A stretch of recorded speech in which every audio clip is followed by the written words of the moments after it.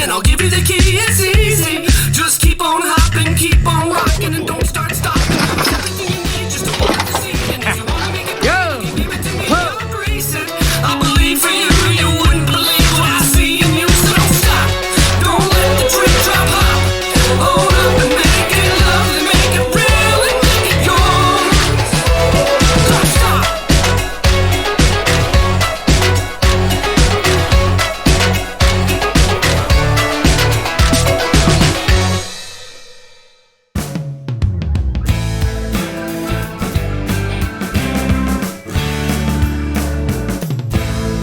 Hi, Dr. Kylie. So I'm super excited to have you on the podcast today because I have been wanting to bring a doctor onto the podcast to talk about labs and what lab work is important. It is becoming continuously very frustrating for me because people place so much faith in our standard allopathic medical care. And many times doctors don't even understand the own lab work that they're ordering. They're just, they order the basics because they can understand that. And then beyond that, they really don't touch it. And when people do ask for the labs, they tell them they don't need them. Or I know I've given people lists of labs and they take them to their doctor and they're like, yeah, okay, well, if you really want them, we'll do them. And then they say that they do them, but then the person gets them back. And I look at them and I'm like, okay, well, that's not what we asked for. So it's like they take advantage of knowing that the consumer doesn't know what they're ordering. And so they just order what they want anyway. Yeah, two sides of that as well, because when a doctor orders a lab, they are responsible for what's on that lab. Mm-hmm. So if they're not comfortable reading the lab, they're not going to order it because that's underneath their name and their license. Or they'll just say, if you want that, you need to go see a rheumatologist or a gynecologist or an endometrial or and why is that not coming to my mind? Hormones. Endocrinologist, there we go. They'll send them to a specialist that is, quote, more trained in labs. But here's the other problem too. Medical system, the school system in and of itself has failed us. It's not our doctors. We all go into this reason. You're going to do it for the same reason I am. We want to help people. And we want to help them feel better, not only from an internal perspective, but feel better, look better, have that confidence, all that good stuff. And yet we get into medical school and we're taught that we have to figure out this clump of symptoms. And if your clump of symptoms doesn't fit underneath an umbrella, we don't have an idea on what to call that. We can't give them a diagnosis. Therefore, we don't know what to do about it. And if the labs don't coincide and follow along with that diagnosis pattern, we don't know what to do about it. So it's the school system that's failed us, not our doctors. Our doctors are literally doing what they know and what they've been taught and what they spent millions of dollars and millions of hours trying to learn and consume. Thing is, I had this moment in medical school. I had this patient come in. She had been to every doctor under the sun, had every lab test, every image, MRI scans, CT scans, blood work. I mean, you name it, she had it. It was all normal. And yet here she is sitting on the treatment bed. We couldn't even we had to go find a black blanket to cover the windows because even the smallest glimmer of light was too much for her migraine. So we literally had to treat her as much as we could as dark of a room as we could. There's no way this 50-year-old mom is making this stuff up. Or she's not going crazy. It's not in her head.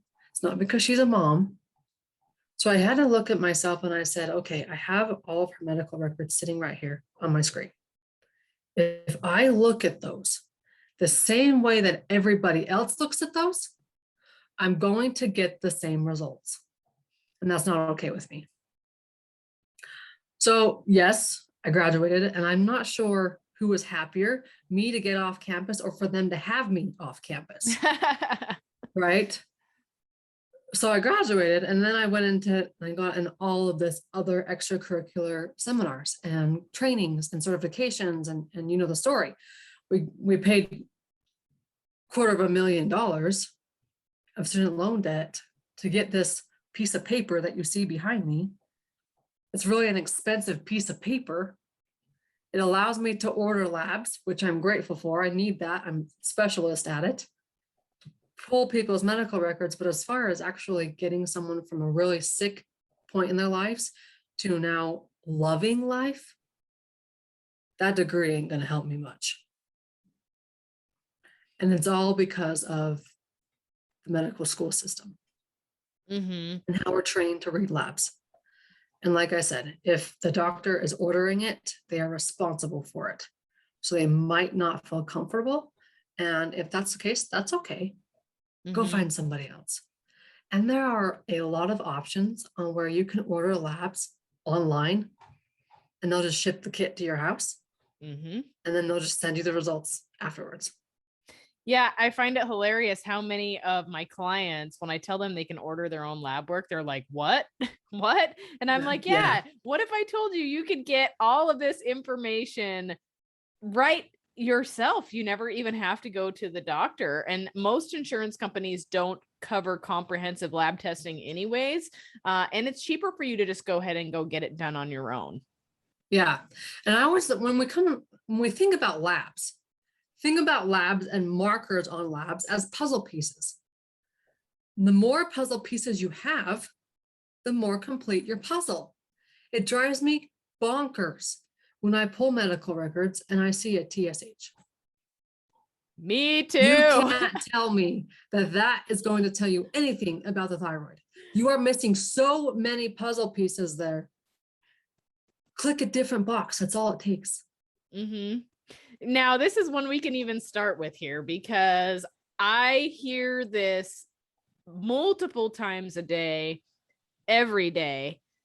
People are complaining. It's typically women, and you can let me know how it is in your practice as well. But it's typically women complaining of the normal things, right? We're talking like fatigue and brain fog, and they can't lose weight, and they're cold and tired, just all the crazy things, right?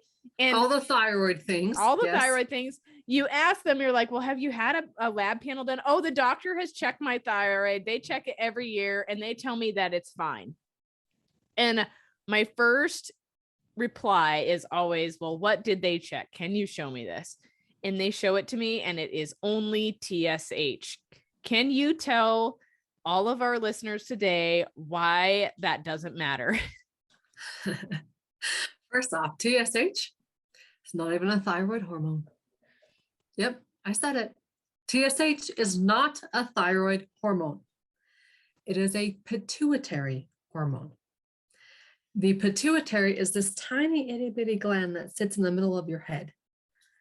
It's a very important gland because it produces things like TSH that then goes and talks to your thyroid.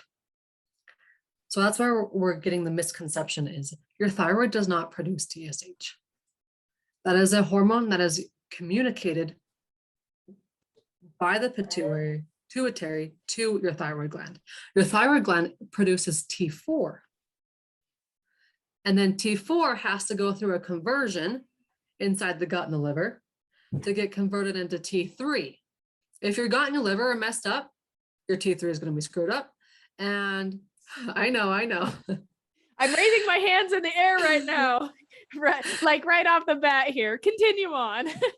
And if your gut and your liver are screwed up, forget it. You're not going to produce enough T3. Well, T3 is kind of important because T3 goes out and talks to every single cell in the body. It tells your cells to speed up the metabolism so you can lose weight. It tells your cells in your brain to synapse and send off the right messages so your brain fog is gone. It tells your cells to grow healthy hair so you're not losing your hair. It tells your cells to regulate your body temperature so you're not freezing. T3 is kind of important. And if your gut and liver are messed up, it doesn't matter how much T4 your body's producing. It doesn't matter how much TSH your body is producing. That TSH marker is one piece of the puzzle. If you don't get free T4 and free T3, you are missing huge pieces of the puzzle. And then if you're leaving out TPO antibodies and TG antibodies, you're missing out an even more important piece of the puzzle, because that will say, is this a thyroid problem or is this an immune system problem? And then the treatment completely changes. Levothyroxine does no longer cut it. Very rarely does it cut it to begin with.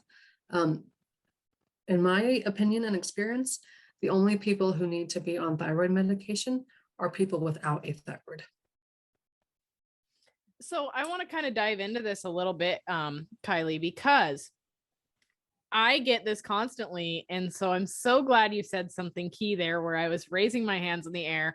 But when I look at labs and I look at T4 to T3 conversion, and I see there's typically a sufficient amount of T4. And then all of a sudden, where in the heck did our T3 go? And so if I'm not seeing reverse T3 extremely high somewhere, then I start to go, okay, so what's going on here? And we start to address gut health. Okay. And when I tell people that there is a potential that they are not converting thyroid hormones because of their gut health, they think that I am crazy. No. This is a thyroid problem. Is it? Yeah. Is it a thyroid problem, or is it just appearing as a thyroid problem? If it was a thyroid problem, your thyroid treatments would help. Do they? Not very often.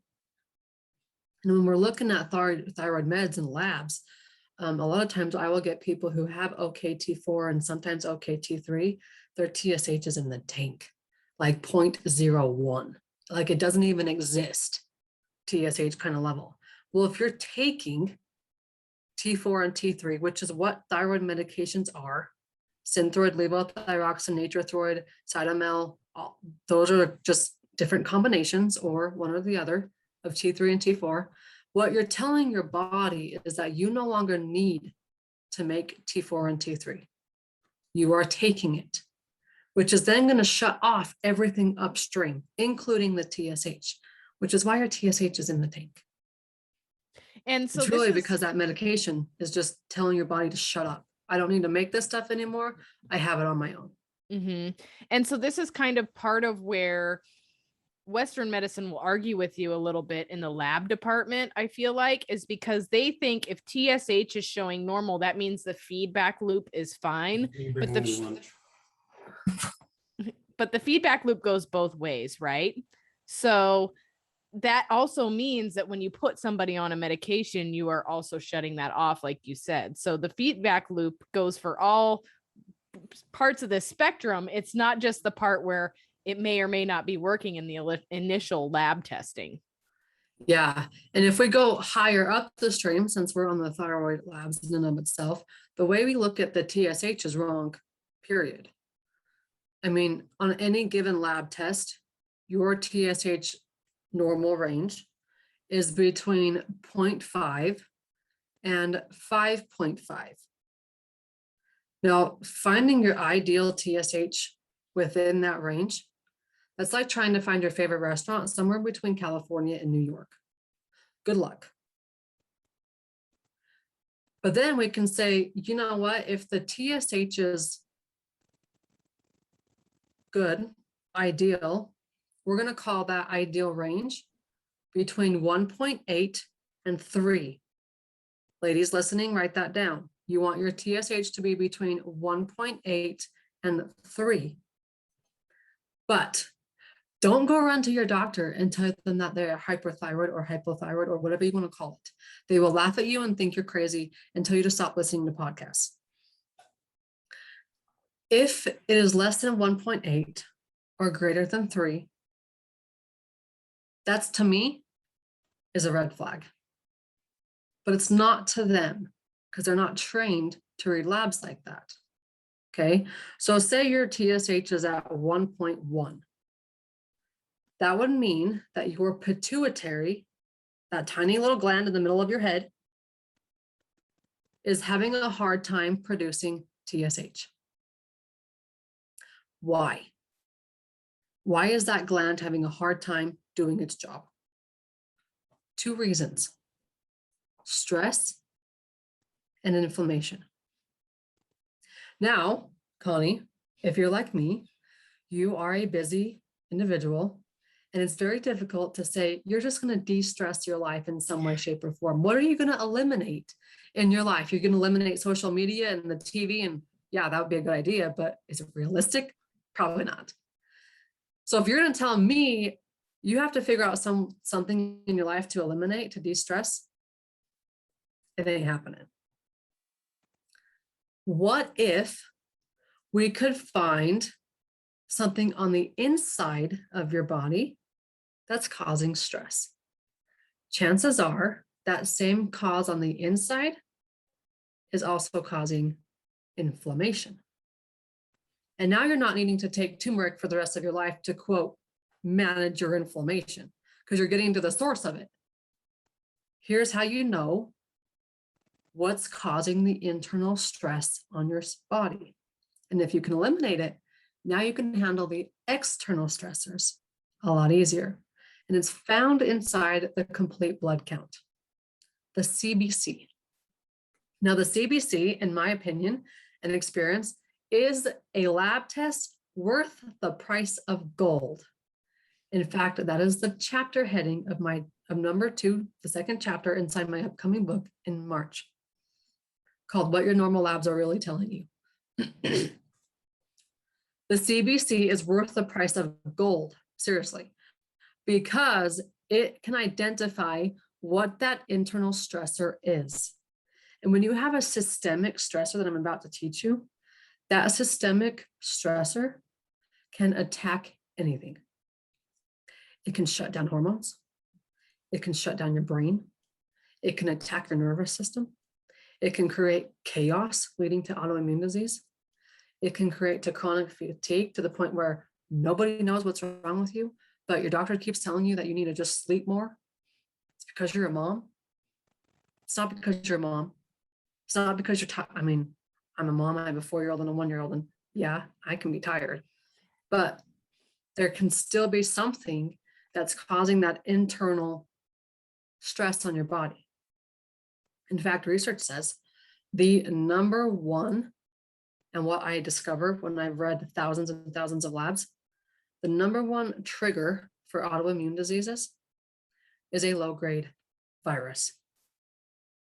95% of Hashimoto's began when a virus attacked your thyroid. 95% of type 1 diabetes began when a virus attacked your pancreas. And the list goes on and on and on.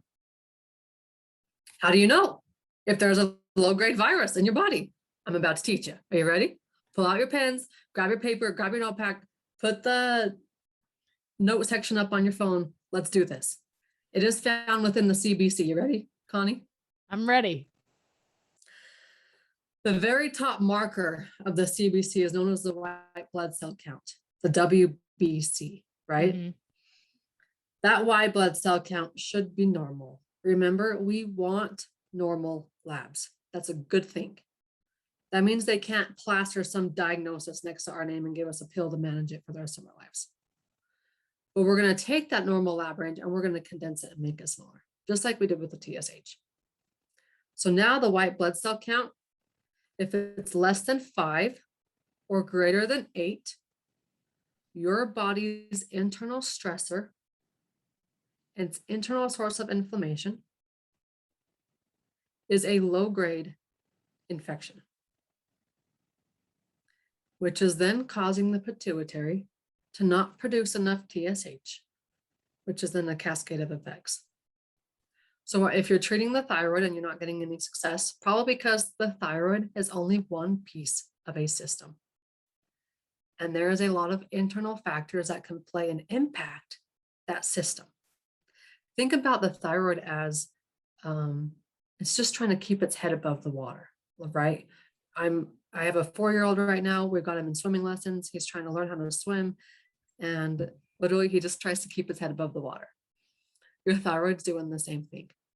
And there are a lot of factors trying to pull it, trying to sink it, pull it under the water.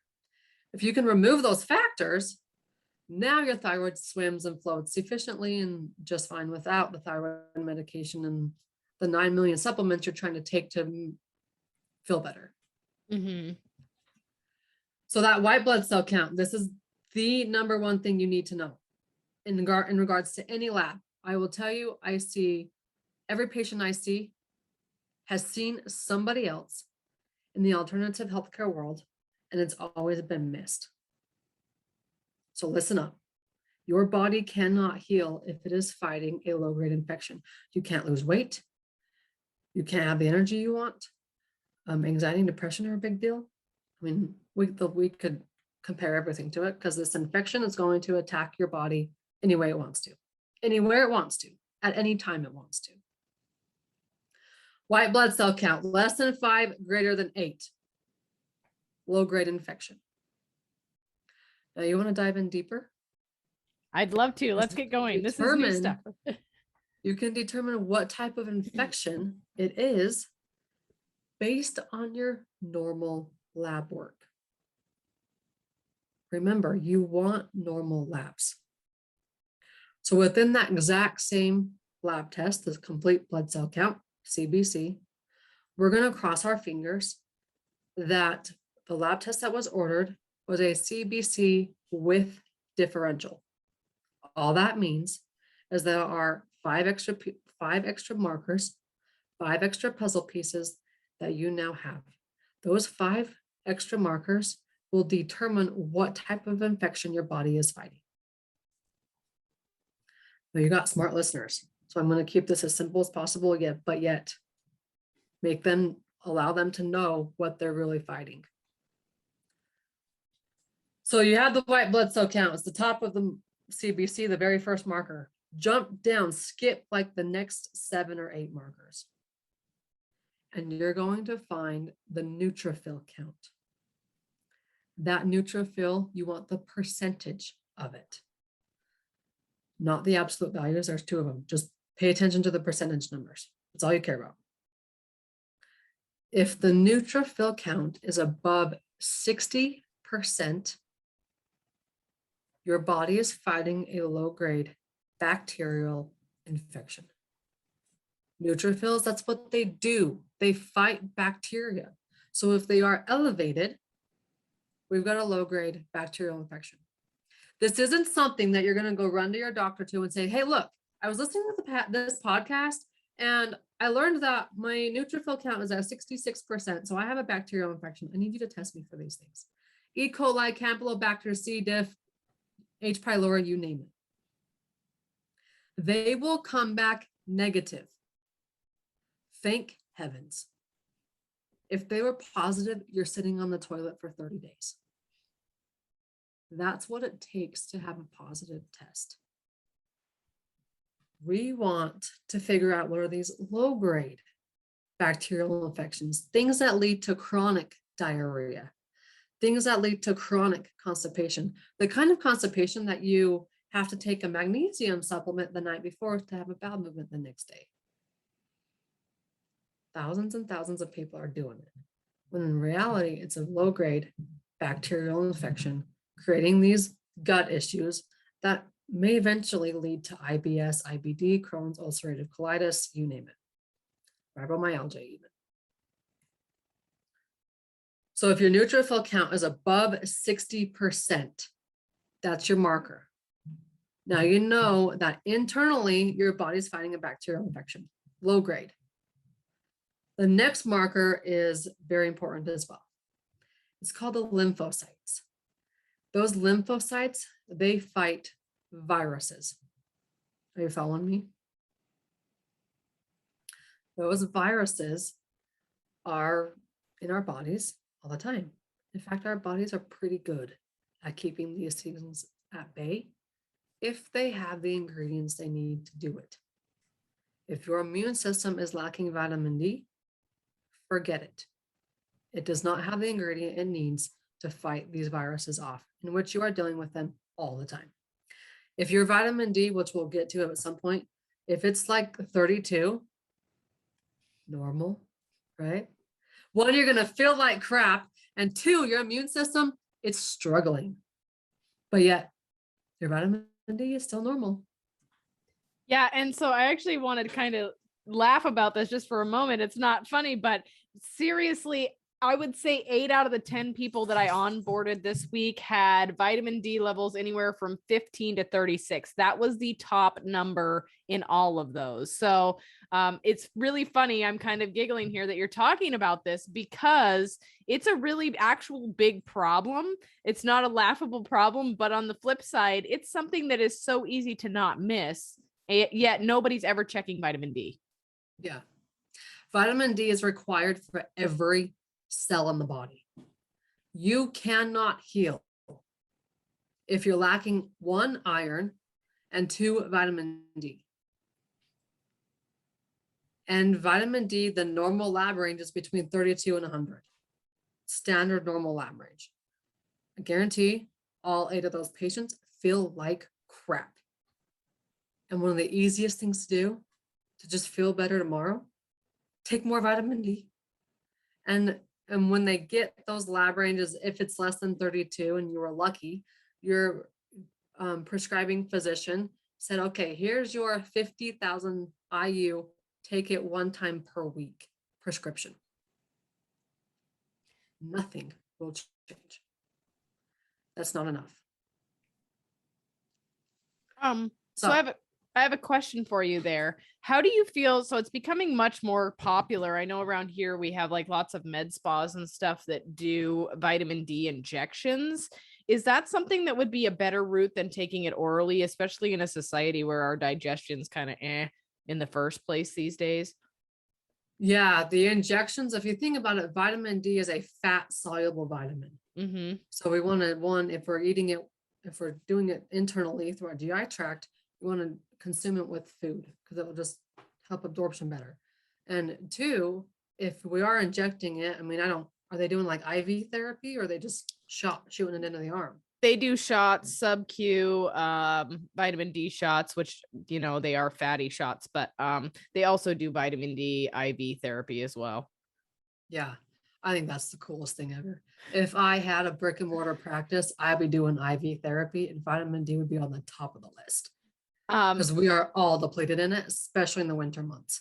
And I'm really fortunate here to my local clients because one of my friends used to be an anesthesiologist and he opened up a practice that's what they do. And so if I catch people low, the first thing that I say is, okay, go down and get yourself a high dose vitamin IV because it's so going to be instrumental in helping you get these levels where they need to be sooner than later. Yeah. Yeah, IV therapy clinics are freaking bomb. If I had access to them around here, my license doesn't give me that access here in Utah. But yes, if you have access to IV therapy clinics, use them. Yeah. Anyway, back to the low vitamin D fighting the viruses. And then I would be curious too, you know, if you get a vitamin D blood work before the IV, then get it a day after the IV. I want to see that change. I'm sure it's drastic. Mm-hmm. It's not one I have actually experimented with, although I'm getting ready to run a few experiments like that because I also do NAD therapy pretty regularly. And so I'm curious because I have Hashimoto's. It's pretty under control these days. But I'm always curious as to how much the NAD is actually affecting that. So I want to run a full panel as soon as I can and check that out as well. Yeah. Yeah. Vitamin D is sweet. If you guys are in an area that has IV therapy clinics, be darn using them. Awesome. Vitamin D, like the 50,000 prescription dosage of 1 time a week does not cut it. If you don't have an IV therapy clinic around you, this is what I would recommend. If your vitamin D status is less than 50, or say, you know, it's October 6th and we're heading into the winter months, 80% of the country does not produce vitamin D. We're told that we make vitamin D from the sun. If you don't have a genetic variance and your body can utilize the sun's rays efficiently, which not very many of us can anymore, our vitamin D statuses are in the tank. So use this protocol for the next 3 months to jack up your vitamin D. 25,000 IUs of vitamin D per day. Do that for 1 month. And then month 2, 20,000 IUs of vitamin D per day. And then month 3, 15,000, and then maintain at 10,000. That's my vitamin D adult dosage if your vitamin D is less than 50. If you don't know and you just want to get started, that's okay too, because I've yet to find toxicity levels in the research. And I've asked a lot of colleagues about this. This is one of the things I preach. So vitamin D is important, especially in the case of autoimmune diseases, because that's going to help calm the immune system down, give it what it needs so it can combat these underlying infections. So back to the infections, we've got the neutrophil count at over 60% bacterial infection. Lymphocytes over 30%. Low-grade viral infection. Now here's the caveat, Connie, since you just said you are Hashimoto's, let's pretend that these are your labs. But when did you get diagnosed? About 3.5 years ago. Okay, so 3.5 years ago, if I were to see your labs, I would pay money and bet on this pattern. Okay, when we have an autoimmune flare, whether we have a diagnosis or not, maybe we're one of those people who are like, yeah, I have good days where I feel good, and I have bad days where I just physically can't get out of bed. I am so tired, and yet I don't know the difference. My diets don't change. I'm eating nothing because I'm scared to eat anything really. So if you're floating along this line of nobody knows what to do with me, I have these flares, this is you too, whether you have an autoimmune diagnosis or not. The most common pattern I see, and I've seen thousands of labs at this point, are the bacterial and the viral infection combination. We're fighting these and it just kind of ebbs and flows. Say we were to pull your medical records for the last 5 years. We could go back and we could trace the day you took this lab, you're probably having a good day. You felt like you did a lot of things that day. You cleaned the dishes, you mowed the yard, and you didn't even need to take your nap that day. You did pretty good. Then the next lab, you're like, that was a bad day. That was a day where you just did everything you could to go to the lab and get the blood drawn. And then you were done for the rest of the day. And you can trace those patterns inside labs. Good days versus bad days. Here's how you know. Sometimes that neutrophil count, it's going to drop low. So if it's above 60%, it's high, and we have a more dominant bacterial infection at that time the lab was drawn. If it's low, say it's like 42%, and the neutrophils are, say, 40%. Think about this, math whizzes. 42%, 40%. That's basically the same. We're going to call that a 1-to-1 ratio. What we want to see is the 2-to-1 ratio. Remember, if neutrophils are at 60% and lymphocytes are at 30%, that's 2-to-1, right? So when they get smashed and when they're close together and they're more of a 1-to-1 ratio, those are the days where life sucks. Those are the days where you're fighting to get out of bed. Those are the days where your body is in an autoimmune flare.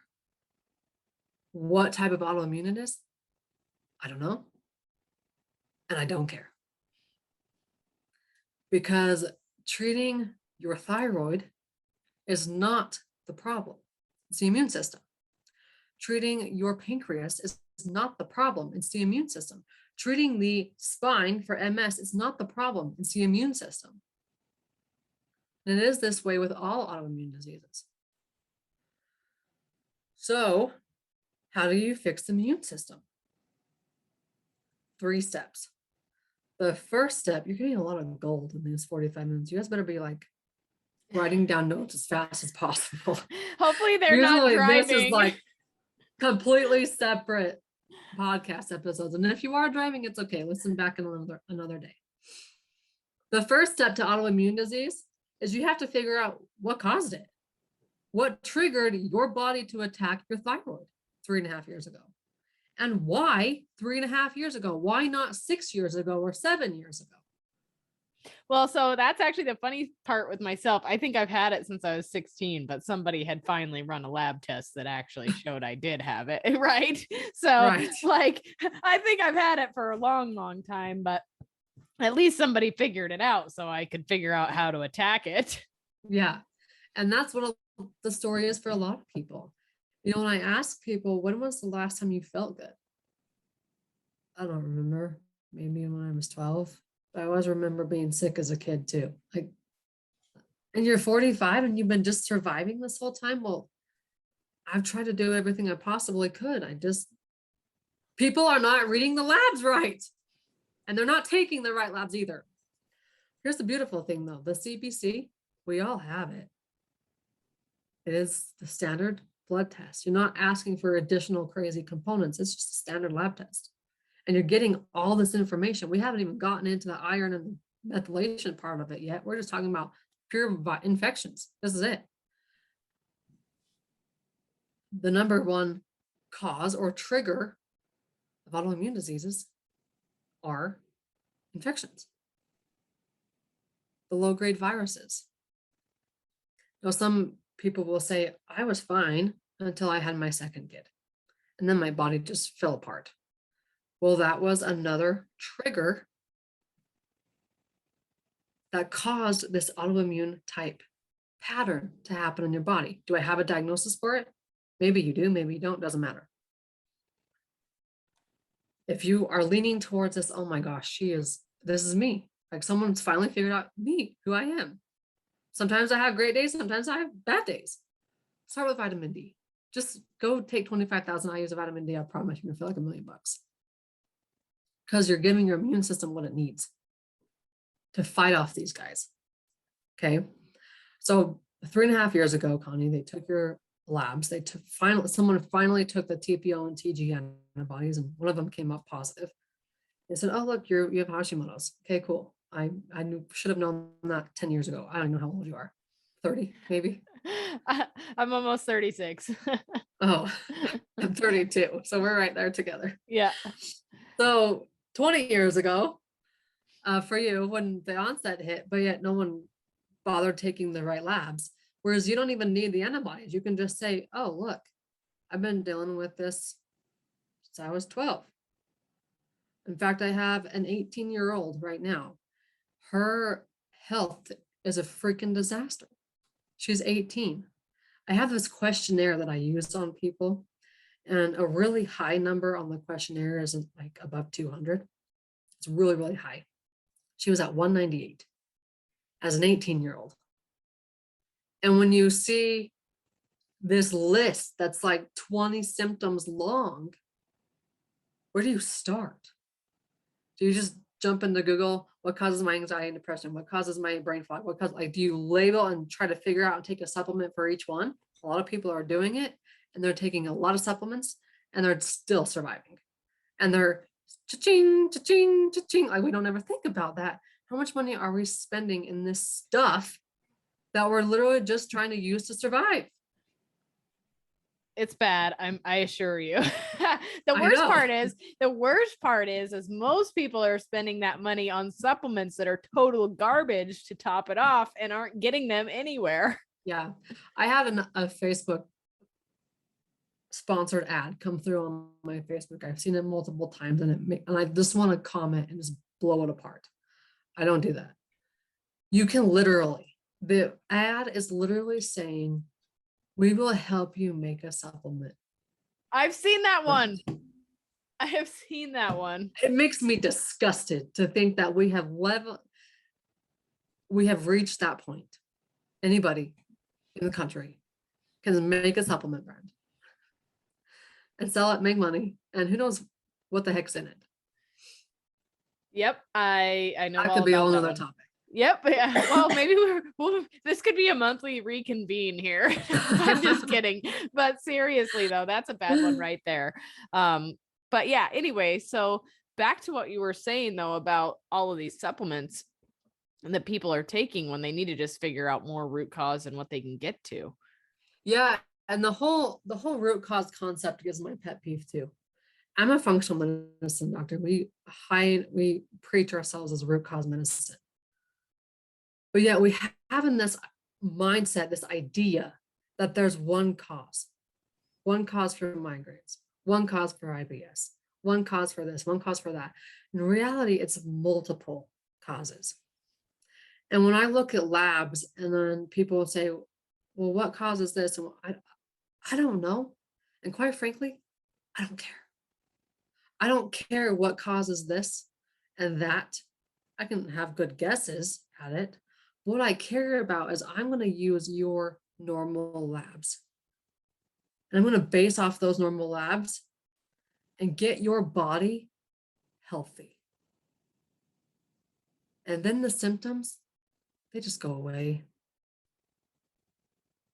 And it doesn't take 25 pills 4 times a day to do it. It takes like 6 or 8, 1 time a day. If you're using the right stuff and you're eliminating these underlying factors like infections, like providing your body with enough vitamin D and all sorts of things like that.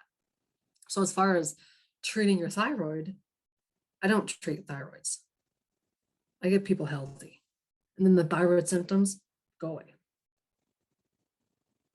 So I have another question that kind of goes along with this because it's become a really popular trend, but do you see thyroids that are heavily impacted by people that are over exercising and not eating enough?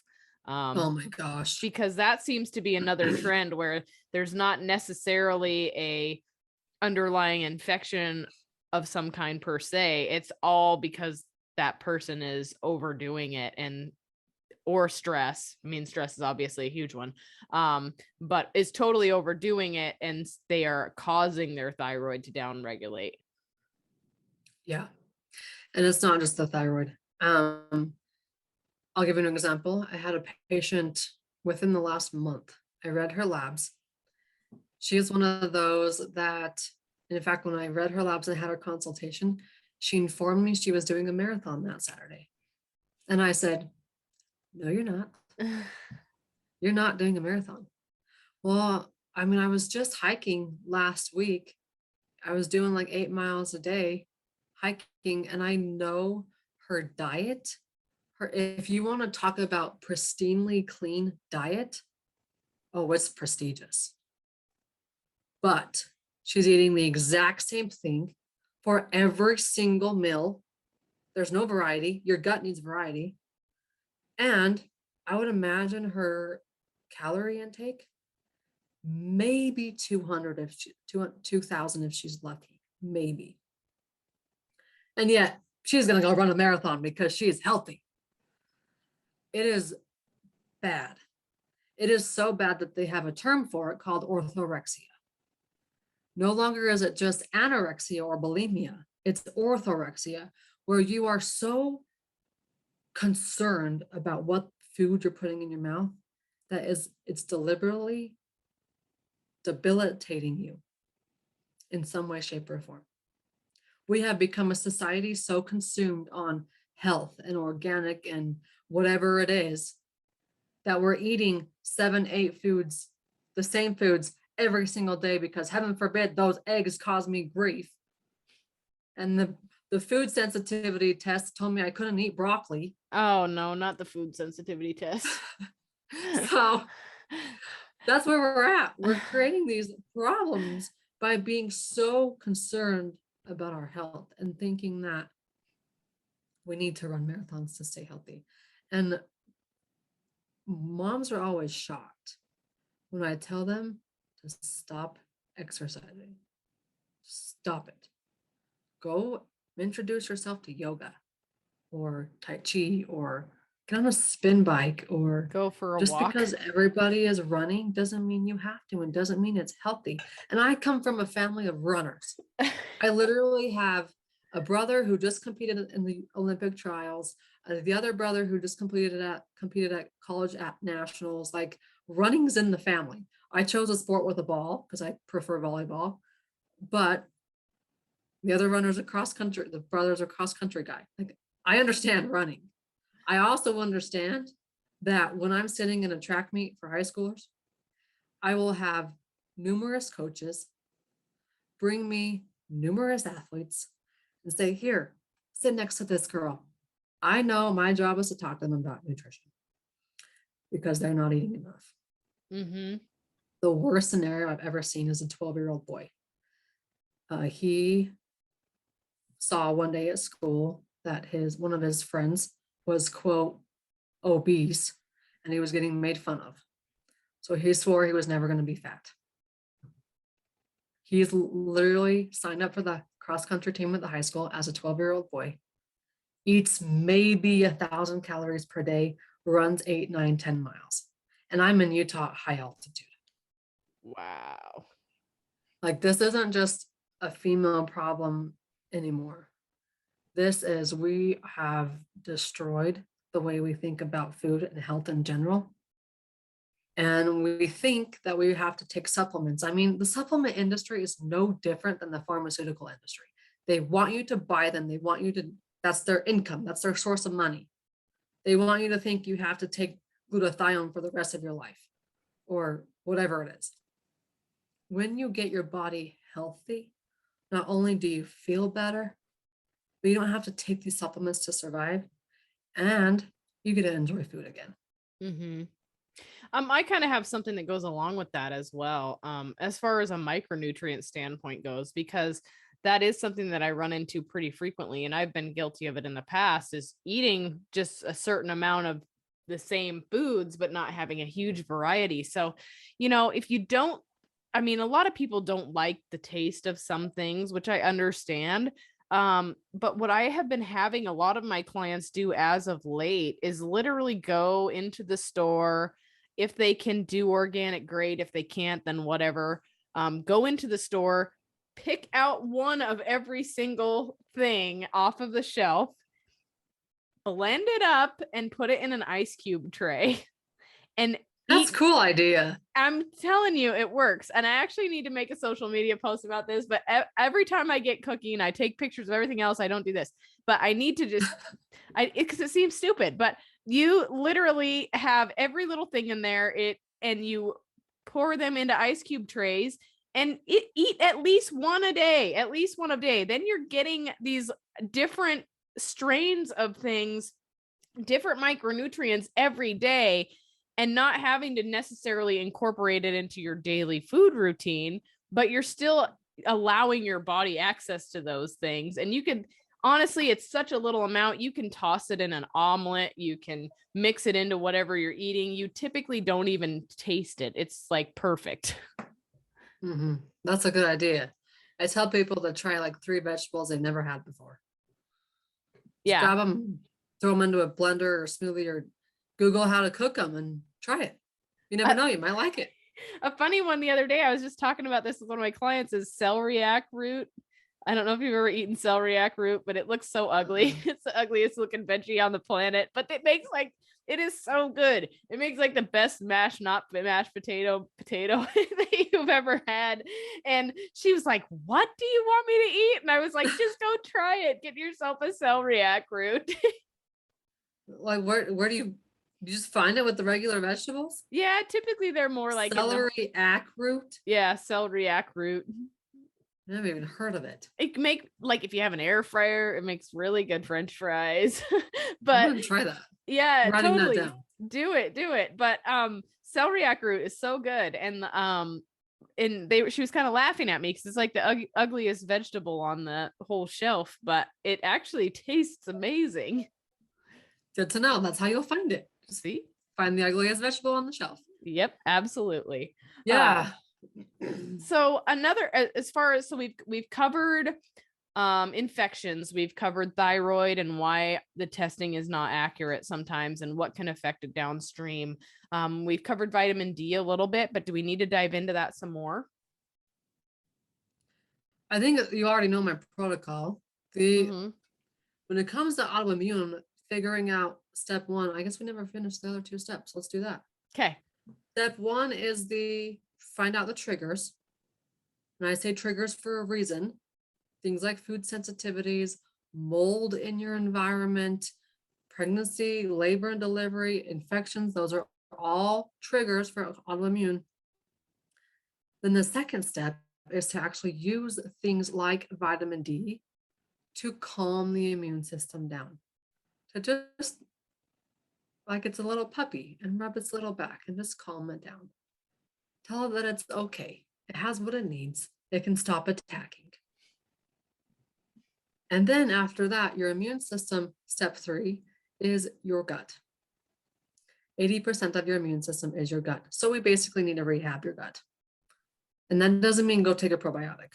No. That means go figure out what type of infection you're dealing with, destroy it, heal the leaky gut, rebuild it, all that aspect, get someone who's professional at doing this and doing the gut the right way according to you.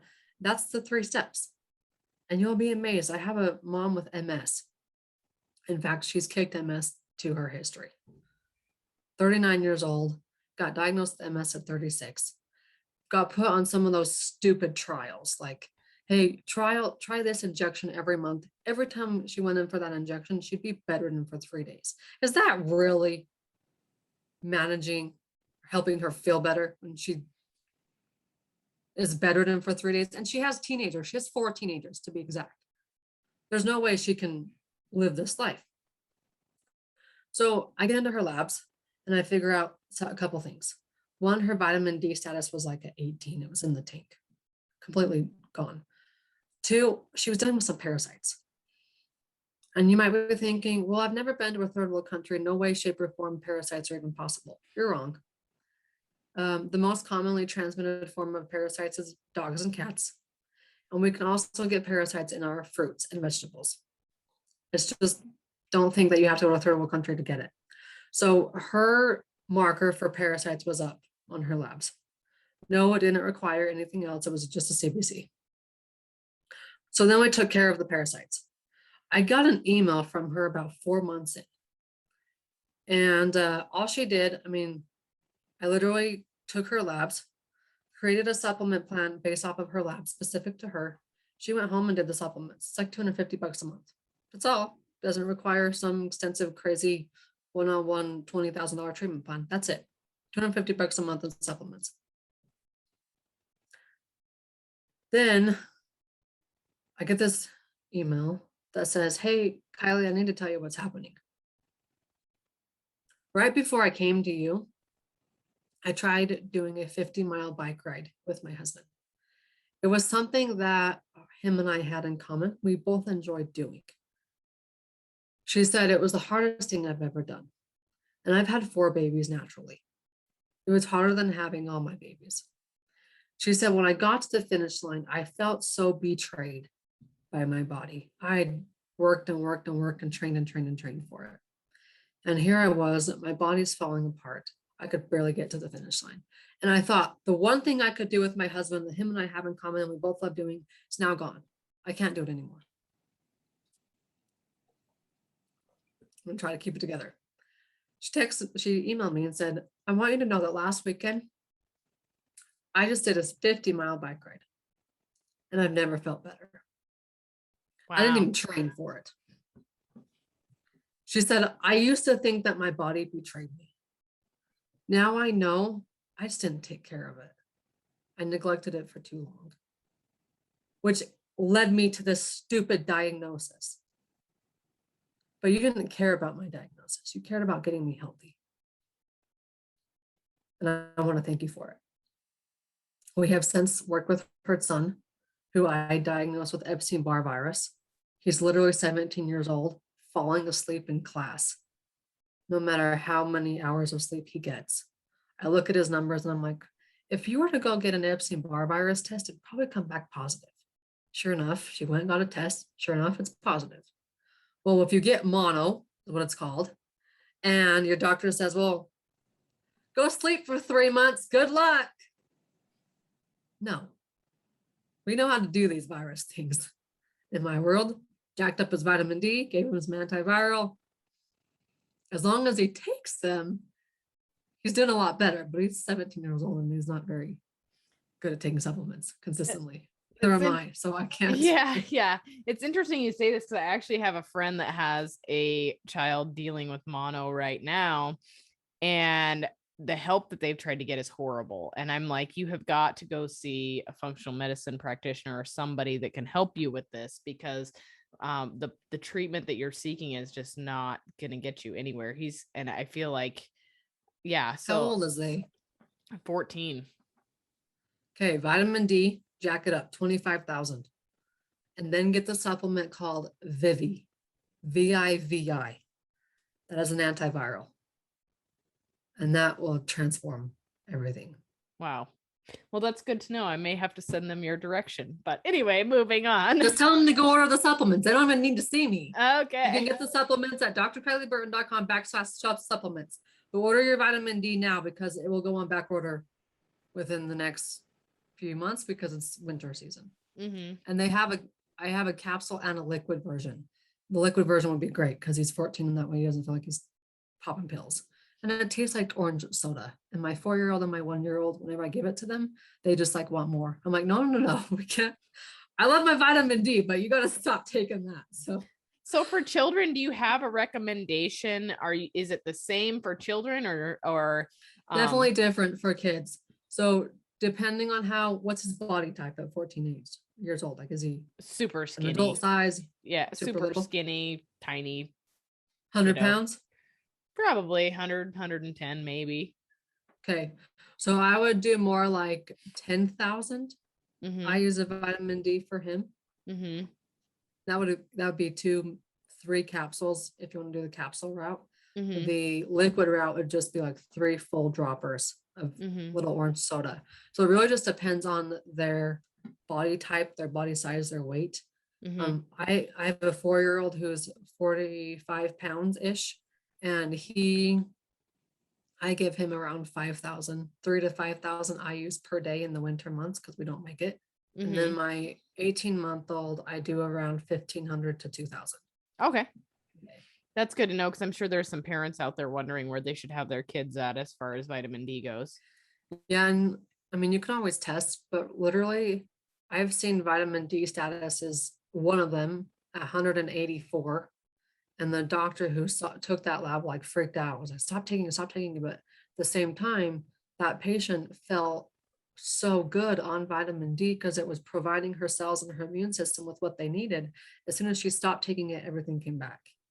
So don't be too worried about toxicity levels. I have yet to see it in the research. Okay. So vitamin D. What is another lab test that we should be requesting from our doctors when we have our lab work done? This is my list. Write it down. Okay. And if you need to, be pushy about it. You know this, and be pushy. And if you need to just avoid your primary care doctor and go order online, fine, do that too. Yep. People actually can get there right from my website, so that makes it super easy. Yeah, that's smart. I should do that too. Mm-hmm. Then the other thing too is if you have labs in your history, get them in your possession.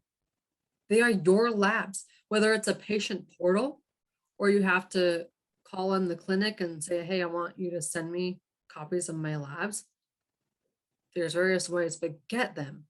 I used to request a lot of medical records. Now people have them in their possession or their patient portals, and they just send them to me.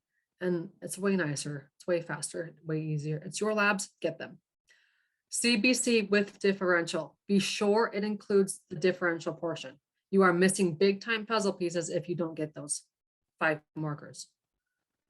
A metabolic panel, CMP. A lipid panel, a vitamin D. The lipid panel is also known as the cholesterol panel. Cholesterol, triglycerides, HDL, LDL, those things. The vitamin D status, blood sugar in the form of blood glucose and A1C. Iron panel. And if you would like a thyroid panel, and if you would like your hormones, estrogen, testosterone, progesterone, DHEA. That's a big list, but it's all regular labs.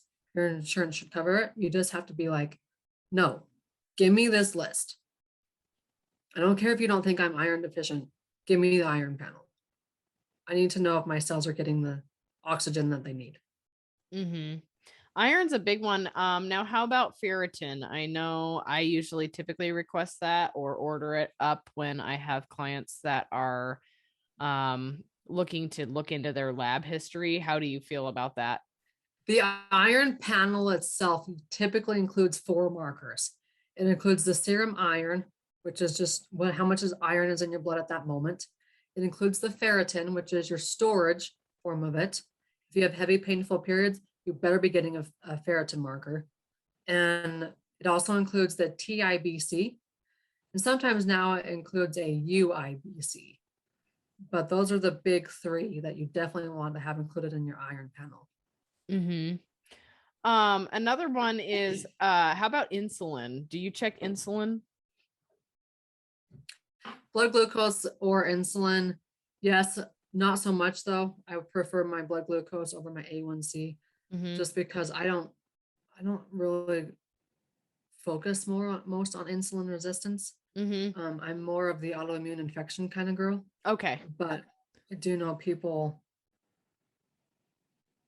who can't lose weight. That would be a good marker. That's typically something that I stumble across. So it's always one that I recommend people get, just because you can also kind of see if their body has been struggling. Like maybe their blood glucose and their A1C is hanging in there, but then you can see that they are struggling with some insulin resistance because their insulin will be through the roof. I actually had a lady the other day, her insulin fasted was 52. So that was good to know. But anyway, yeah. So they're again, it's just more puzzle pieces.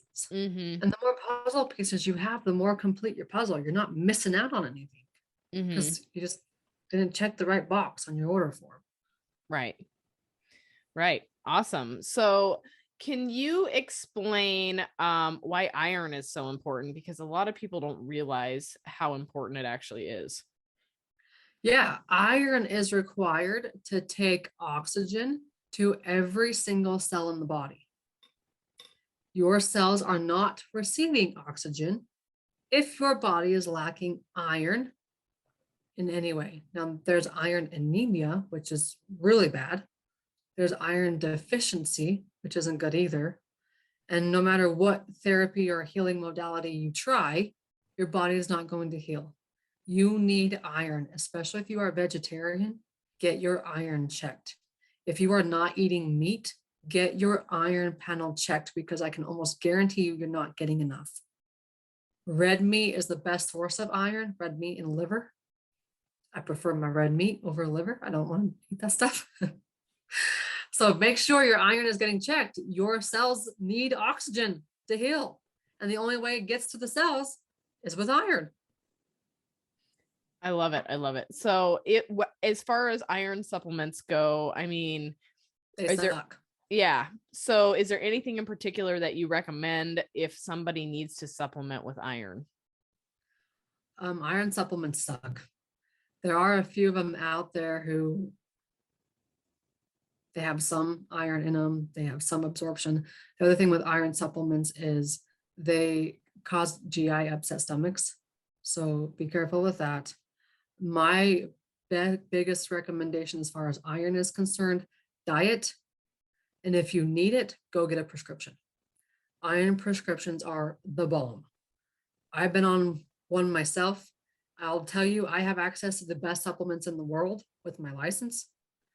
The iron supplement was like 1/10 of the percentage of what the prescription had in it. If you need iron, go get a prescription. And if you need it even more, if you're really anemic, IV therapy, iron transfusions. All right. Good to know on that one, because I know that one is an actual pretty tough one to find good quality iron supplements. So I always hate it when I see people with super low iron or super low ferritin, because it's like, well, crud. Yeah, if their diets, if they're unwilling to get it in their diet, really send them back to their primary care doc and say, hey, you need a prescription. Yeah. And I mean, not that it is enough for our daily values, but There's actually a seasoning out there called Pluck that has liver in it. So you're getting like What does you're it taste like? amazing. It's the best. I'm worrying about your palate. It's the best. This really is amazing. It is the best. Actually, when I first got it, I will tell you that I was apprehensive, but Chef James Berry came on my show and we talked all about organ meats and how important they can be for nutrients. And he actually sent me his supplement, which is Pluck, his seasoning. And I'm telling you what, my kids, I make this like really good shepherd's pie. I use that only as the only seasoning in the whole pie. And my family wants that every single week. Like, it is the best stuff ever. So that's impressive. If anyone is looking to like get organ meats into their diet, I cannot recommend it enough. I love it so much that I just did a meal prep class last Saturday, and I actually ordered it for the meal prep class, and I sent everybody home with a little tin of it so that they could use it for their own seasoning. Cool. Yeah. Yeah. If you can get organ meats in fancy ways like that, I'm all for it. I'll have to send you some. Loaded with nutrients. Yeah. So anyway, that's a little side note. I can put a link in my show notes if you guys want to check it out. But they come highly recommended for me. And I'm not a huge organ meat fan. We do eat them because we do hunt and I know how healthy they are, but I have to choke them down. I'm not a huge fan of liver. Are you a hunter's widow? No, because we all go. I'm a hunter's widow. I go, but not on his many escapades. That's funny. I mean, I'll get tags myself. I'm supposed to have a prestigious elk tag out here in Utah over the next few years. I have like 18 points for it. And he tells me every year, like, okay, well, I'll draw it when I draw it. Yeah. I'm not going to play the odds. So yeah, I'm a hunter's widow too. I understand the game. Yeah. Where are you at? You in the Midwest? I'm in North Idaho. Yeah. Oh, no, I didn't realize you were in Idaho. Yeah. And skipping the jump from me. So you have Idaho licenses and yeah. Yep. Yeah. So it's a good state for hunting. Oh yeah, it's great. And I mean, when we do harvest something, we save the organ meat, we grind it into a lot of our meat so that we don't know that it's there. So works out pretty well that way. I can trick my kids into eating stuff that's super healthy and they don't even know it.